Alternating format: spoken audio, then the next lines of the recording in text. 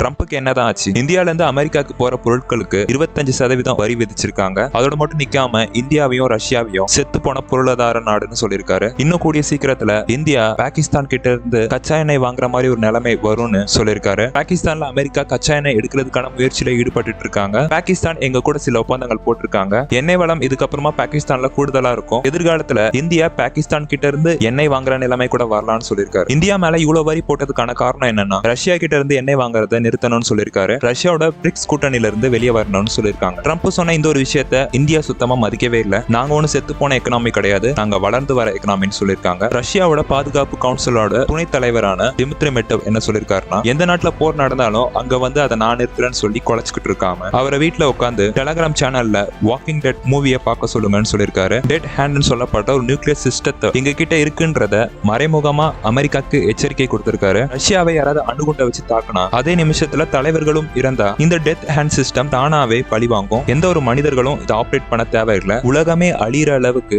அணுகுண்டுகள் இதுல இருந்து லான்ச் ஆகும். இதுதான் ரஷ்யாவோட கடைசி எச்சரிக்கை, டெட் ஹேண்ட் சிஸ்டம். நீங்க எச்சரிக்கையா சொன்னா நாங்க சும்மா இருந்துருவோமான்னு சொல்லி ட்ரம்ப் என்ன தெரியுமா பண்ணிருக்காரு? 2 அணு ஆயுத குண்டு சம்பரைன்ஸை ரஷ்யாவோட கடல் எல்லையில நிக்க சொல்லி உத்தரவு கொடுத்திருக்காரு. நீங்க இந்த ஒரு விஷயத்தை பத்தி என்ன நினைக்கிறீங்கன்றத கமெண்ட்ல சொல்லுங்க.